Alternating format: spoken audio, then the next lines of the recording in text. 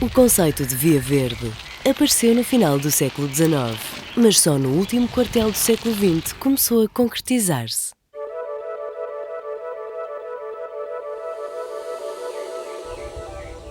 Segundo a definição da respectiva Associação Europeia, Via Verde, ecopista em Portugal, é uma infraestrutura de comunicação parcial ou totalmente desativada que, uma vez adaptada e recuperada, é colocada ao serviço de um conjunto de utilizadores não motorizados. A Comissão Europeia considera que a REVER, Rede Verde Europeia, deverá interligar as vias verdes já existentes nos vários países e poderá constituir um impulso ao desenvolvimento rural e à promoção de relações mais humanas entre os cidadãos e mais próximas e respeitadoras dos meios natural e cultural envolventes.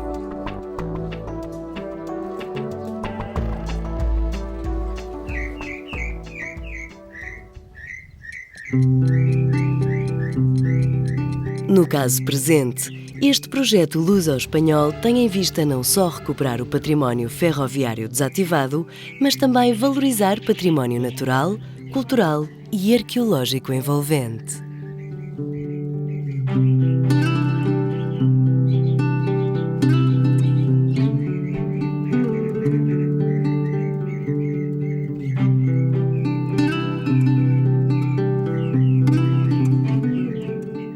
Participam no projeto natural, pela parte portuguesa, os municípios de Montemor Novo, Arraiolos e Mora.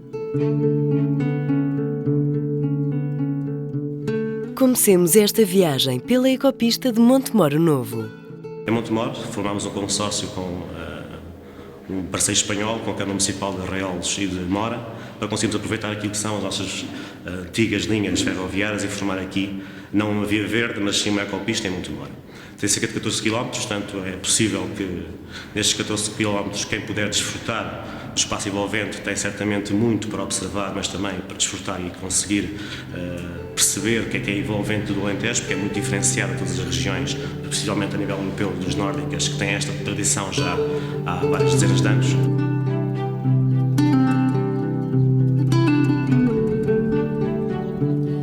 O antigo ramal ferroviário Torre da Gadanha Montemor Novo foi desativado na década de 80. É esse percurso que a ecopista de Montemor Novo veio recuperar.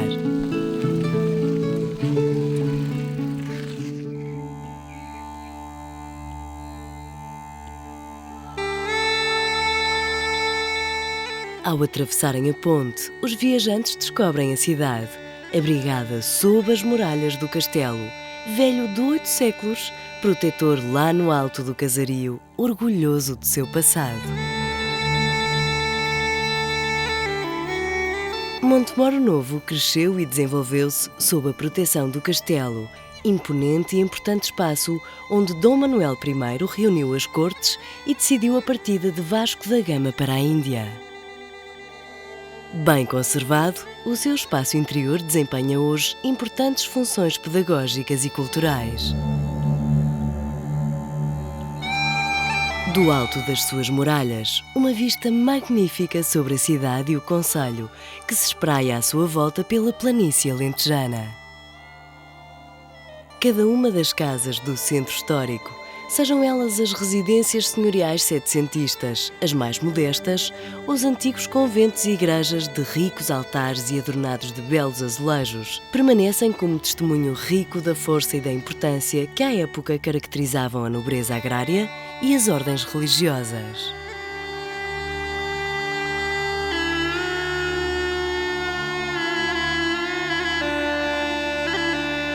Preservados, são hoje palco de intensa e variada atividade cultural que tem vindo a afirmar-se ao longo dos últimos anos.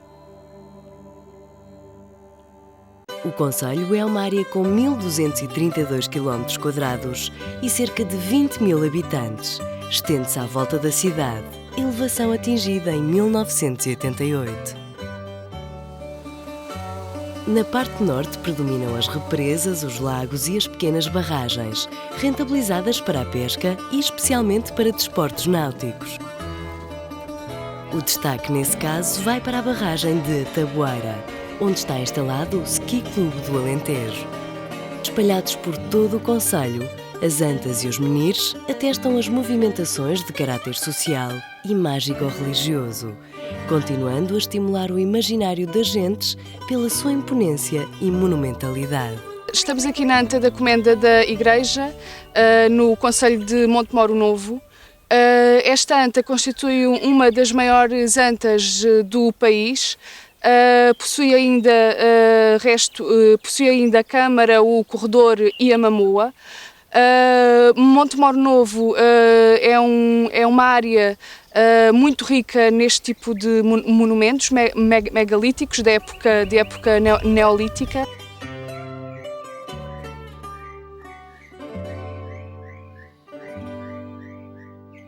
O sul do concelho ostenta uma abundância e variedade de cores e de vegetação só possível graças a numerosos cursos de água e fontes subterrâneas. A diversidade da fauna e da flora, com destaque para os montados de Sobre com sobreiros seculares e de azinho, a importante comunidade de morcegos e a presença de variadas espécies de aves, conferem reconhecido valor ao património natural do concelho. Estamos então basicamente na zona central da Serra de Monforrado, que para o Alentejo acaba por ser quase uma ilha em termos de microclima, porque, como veem daqui desta bela paisagem, portanto apanha no fundo ventos marítimos que condensam aqui e que proporcionam uma diversidade única nesta região. Uma rede local de percursos pedestres e de BTT permite aliar a valorização e conservação da natureza ao fomento das atividades turísticas e de lazer. Em Torre da Gadanha, há ligação com a rede ferroviária ativa, nomeadamente a linha que liga Lisboa a Madrid. Está prevista, neste momento, a sinalização de um circuito em meio rural que atravessa caminhos de Montemoro Novo e de Arraiolos, ligando as ecopistas destes dois concelhos. A ligação deverá concretizar-se em Sempre Noiva, onde se encontrarão também as ecopistas de Évora e o troço sul da ecopista de Arraiolos, entre Sempre Noiva e a estação de Arraiolos.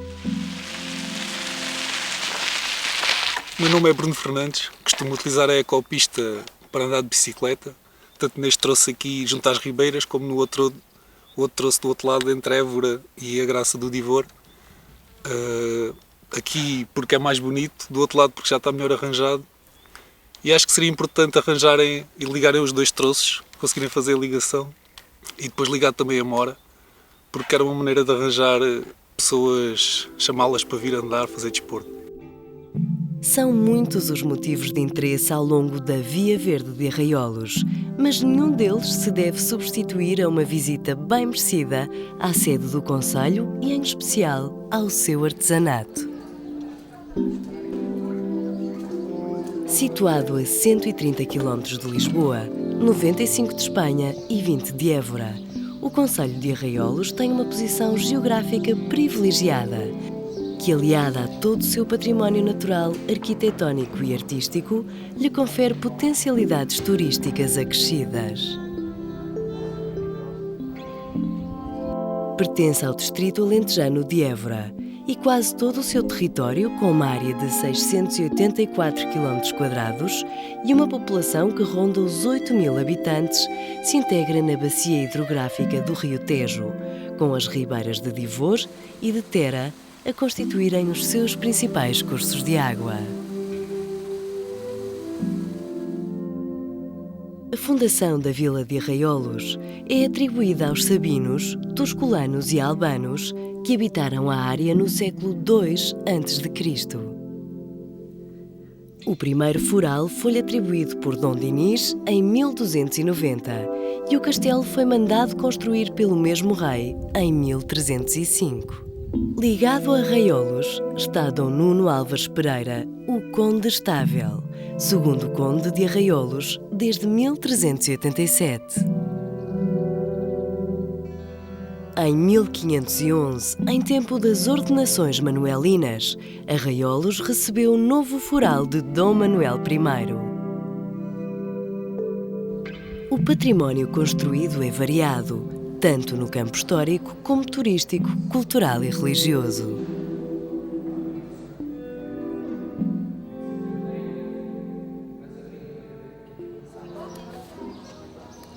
Mas a fama de Arraiolos provém com toda a justiça dos seus deslumbrantes tapetes que decoram casas de todo o país e atingiram fama internacional. Produto artesanal de alta qualidade, chegaram aos nossos dias graças às mãos laboriosas de gerações de bordadoras que lhes souberam imprimir o melhor do gosto e arte populares. Os documentos mais antigos que se referem ao fabrico destes tapetes na vila de Arraiolos datam do final do século XVI, embora se pense que o início da produção poderá ser anterior a essa data. São estes séculos de história bordada à mão que fizeram correr de boca em boca o nome de Arraiolos e lhe granjearam merecida reputação que já atravessou fronteiras. No seu traçado, a ecopista de Arraiolos situa-se a este da vila, seguindo a bacia hidrográfica da Ribeira do Divor. Ao longo do percurso, podem encontrar-se vestígios de antigos moinhos de água. Para o viajante menos apressado, abre-se a hipótese de percorrer os trilhos da natureza que irão ter uma articulação complementar com a ecopista e os percursos da natureza integrados nas zonas de interesse ambiental do Alentejo e situados ao longo da Ribeira do Divor. A ecopista de Arraiolos terá uma extensão aproximada de 18 km e fará a ligação entre Sempre Noiva e o limite norte do concelho, onde liga com o concelho e a ecopista de Mora. A ecopista de Mora irá ter quase 22 km e ligará a antiga estação ferroviária de Mora à ecopista de Arraiolos, com a qual se encontra na zona sul do concelho. O seu percurso desenvolve-se sobranceiro à Ribeira de Raia, sobre a qual desfruta de panorâmicas privilegiadas. Articula-se também com os percursos da natureza, nomeadamente no complexo do Cabeção, onde pode escolher entre os trajetos que percorrem a Ribeira da Seda, Antas, Moinhos de Água e Ribeira de Raia. Mas para quem vem de Arraiolos, a grande infraestrutura de apoio encontra-se logo à entrada de Mora, no Parque Ecológico do Gameiro, apenas a cerca de 1 km da ecopista de Mora e a 6 km da vila de Cabeção, onde irá ser criado um bem equipado centro de lazer. E para os amantes da pesca, a pista de pesca de Cabeção, palco de grandes concursos de pesca desportiva, classificada pela Federação Internacional de Pesca Desportiva de Água Doce como património de todos os que amam a pesca e a natureza. O Parque Natural do Gameiro também acolhe o Fluviário de Mora. Trata-se de uma mega infraestrutura com 2.300 metros quadrados de área coberta, localizada nas margens da Ribeira do Raia, que se assume como um centro de exposições relacionadas com a fauna e a flora. O projeto fluviário, portanto, está inserido numa zona que contempla várias vertentes turísticas ou ambientais. Algumas, portanto, ligadas à água, outras não tanto. Portanto, as ligadas à água, digamos que, além do fluviário, é todo o Parque Ecológico do Gameiro, com a sua pista de pesca, com a canoagem, com desportos ligados à água e, paralelamente a todo esse espelho de água, que é bem bonito, diga-se de facto, existe uma ecopista, portanto, em formação neste momento, que é resultante da antiga linha de caminho de ferro, entretanto desativada, e que nos permite, portanto, aos visitantes e a nós próprios, naturais e residentes na zona, usufruir da beleza da zona em que estamos inseridos, passando pela margem do rio, vendo zonas que não é comum o visitante ver em qualquer outro lado, desde as aves das rapinas, portanto, aves selvagens que nós temos, portanto, aí no seu verdadeiro habitat, que conferem à zona características ímpares. Portanto, que eu aconselho vivamente que quem queira visite-nos, porque não vai arrepender de certeza. A chegada ao centro de Mora acontecerá na antiga estação ferroviária, que passará a integrar um completo espaço de cultura, recreio e lazer. Claro que a sede do concelho e as outras 3 freguesias merecem o desmontar da bicicleta e um percurso pedestre pelas ruas da urbe. Mora é o concelho mais a norte do distrito de Évora. Fica a pouco mais de 100 km de Lisboa, a 60 de Évora, a 20 de Montargil e a 100 de Badajoz. Tem apenas 445 km², mas a sua área florestal, com 30.000 hectares, coloca-o como o concelho com maior densidade florestal a sul do Tejo e o 5º do país. As matas são constituídas fundamentalmente por povoamentos de Sobro e de Azinho, com exceção da Mata Nacional de Cabeção, uma das maiores matas de pinheiro manso do Alentejo. O concelho está igualmente localizado na bacia hidrográfica do Tejo e as principais linhas de água que o atravessam são as ribeiras do Divor e do Raia, que possibilitam uma área de regadio que atinge os 1.600 hectares. A Ribeira do Raia serve cerca de 70% do concelho. Com a construção da barragem do Maranhão, esta linha de água foi transformada em canal de irrigação, ao longo do qual se podem também praticar diversos desportos náuticos. Olá, eu sou a Rita, vim aqui fazer uma parte do percurso da ecopista que já está a funcionar. Estive a fazer uma prova de BTT lá e, entretanto, aproveitei para parar aqui nas Azanhas da Seda com o meu amigo Luís Lucas, onde viemos fazer aqui uma canoagem. O turismo assume hoje considerável importância na economia local. Milhares de caçadores e pescadores encontram no concelho ótimas condições para a prática do seu desporto favorito.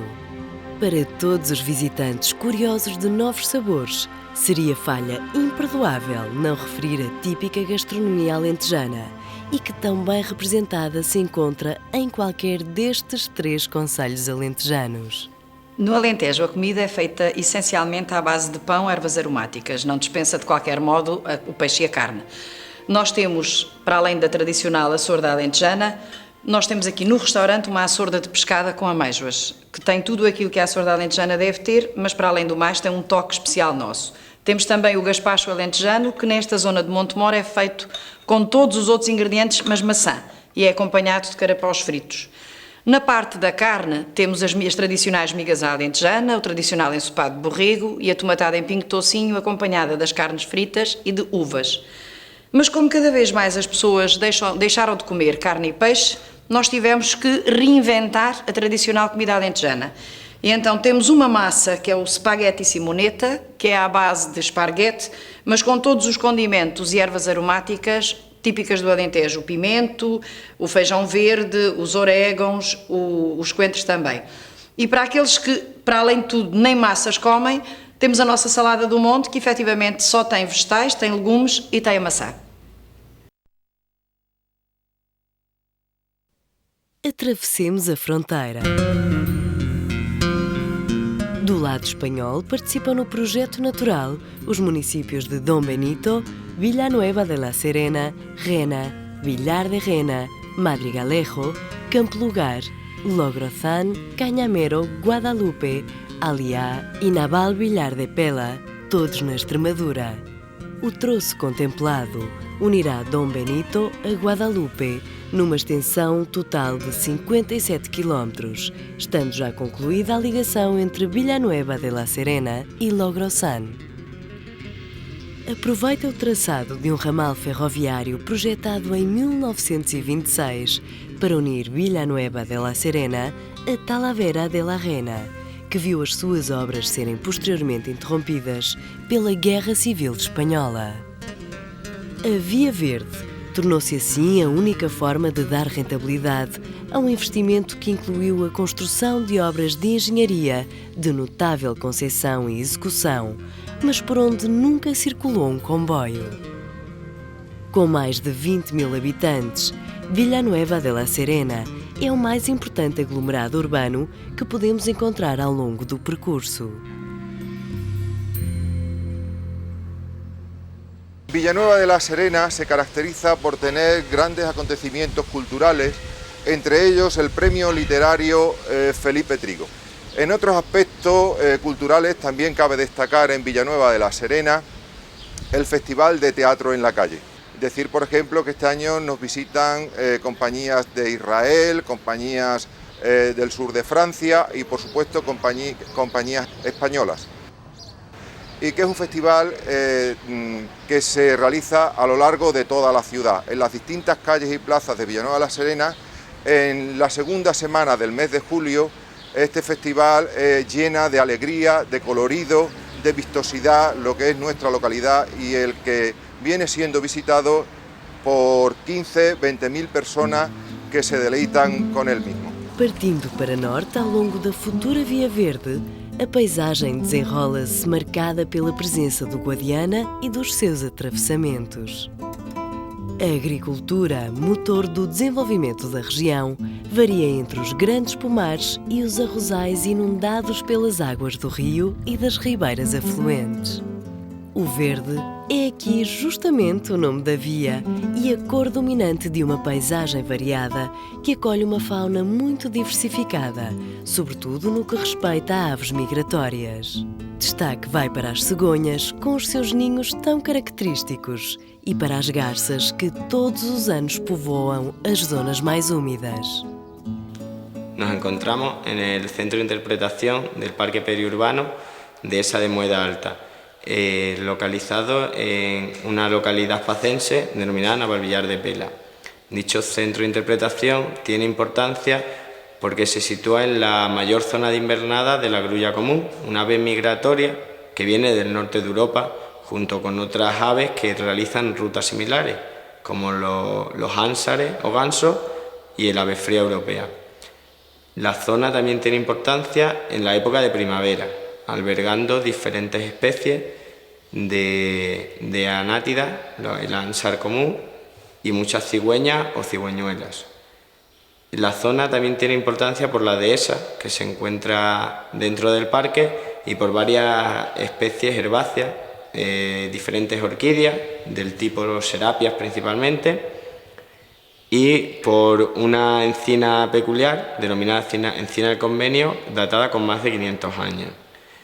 El parque se sitúa cercano a la Vía Verde, que transcurre por distintas localidades de la región extremeña, incluídas en ellas Navalvillar de Pela ou Logrosán. Para quem percorre a Via Verde, o observatório é também um pretexto para parar e retemperar forças, ao mesmo tempo que permite identificar as espécies que constituem igualmente um potencial cinegético que todos os anos atrai à região um número elevado de amantes da caça. Ao passar por terras de Madrigalejos, é inevitável a referência e a visita à Casa de Santa Maria, onde escreveu o testamento e morreu, no início do século XVI, Dom Fernando V, rei de Espanha. Simples nas suas linhas e sóbria no interior, a Casa de Santa Maria, que também albergou Dom Manuel I de Portugal, permanece como um marco na história da monarquia espanhola. Merecem ainda destaque os painéis de azulejo que desenham as armas da Casa Real do monarca espanhol, bem como o seu retrato, que sobreviveu à erosão dos séculos.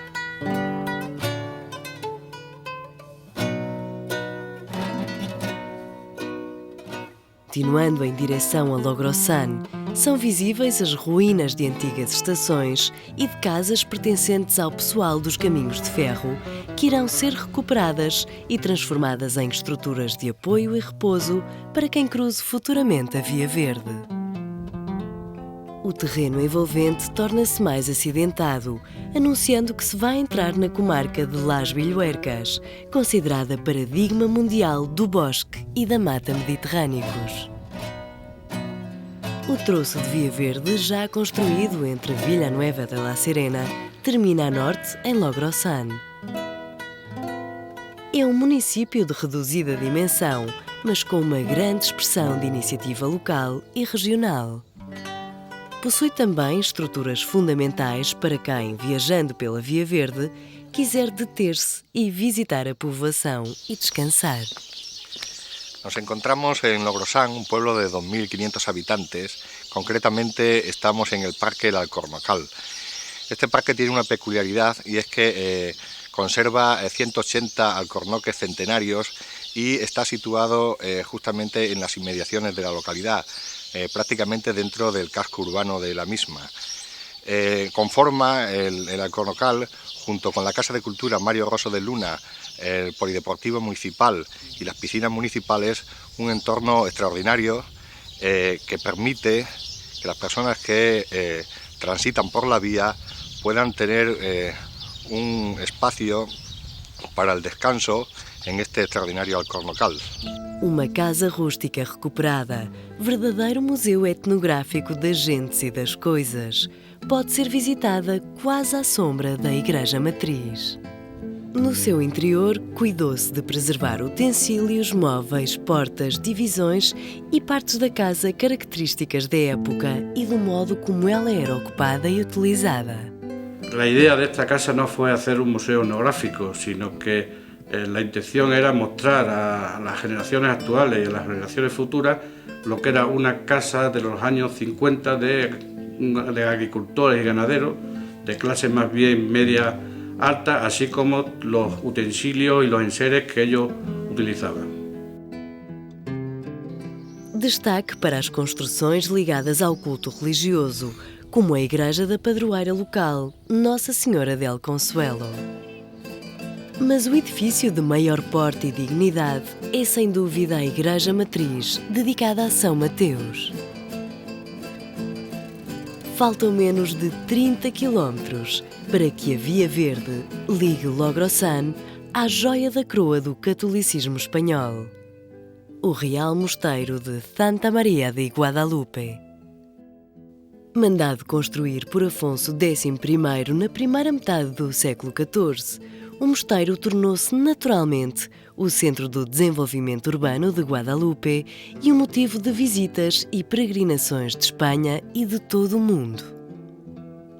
Elevado a Património da Humanidade em 1993, o mosteiro constitui não só o farol religioso de toda a Extremadura, mas também uma referência arquitetónica e cultural com quase 700 anos de história, que se reflete, por exemplo, no artesanato do cobre.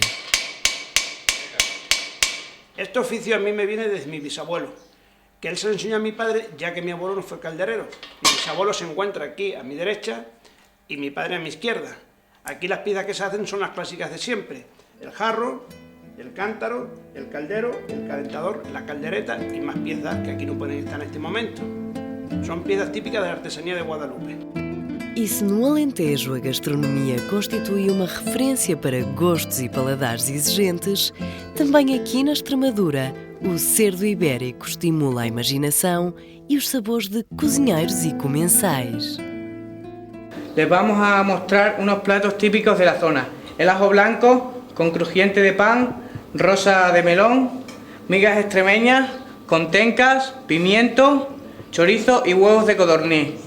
El cochinillo asado, uno de los platos más representativos de la zona, la perdiz, de tiro por supuesto, y el arroz, patatas y bacalao, inconfundible de nuestra tierra. Aquí les podemos presentar también unos dulces de la zona, riquísimos desde luego: floretas, bollos, perrunillas, también acompañados de arroz con leche de la tierra y natillas, todo ello acompañado de un licor y un buen vino. Y la presencia de nuestra gente, le esperamos su compañía. Gracias. O projeto natural pretende contribuir para o crescimento da Rede Verde Europeia, um novo conceito de mobilidade e turismo que permite não só a fruição de viagens não motorizadas e não poluentes, utilizando percursos alternativos, mas fomenta também o convívio entre cidadãos de várias origens e culturas, pelo seu contacto com as realidades e património construído e natural das regiões que atravessa.